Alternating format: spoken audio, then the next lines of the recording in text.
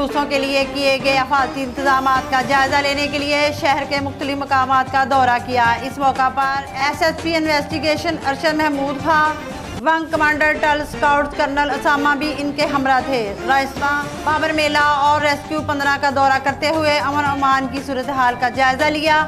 اس موقع پر D P او اکرام اللہ خان نے police افسران کو ہدایت جاری کرتے ہوئے کہا کہ وہ برادران ڈیوٹی چوکس الرٹ رہیں اور شرپسند عناصر جو امن و امان کے دشمن ہیں ان کی ہر سازش کو ناکام بنا دیں۔ اس موقع پر انہوں نے حساس مقامات پر سیکیورٹی انتظامات کا بھی جائزہ لیا اور سیکیورٹی ڈیوٹی پر موجود پولیس جوانوں سے ملاقات کی اور پولیس جوانوں کو ہدایت جاری کرتے ہوئے کہا کہ محرم الاحرام میں امن و امان کو بحال رکھیں۔ Islam Bahadur, bureau chief DNN news HD Hangu.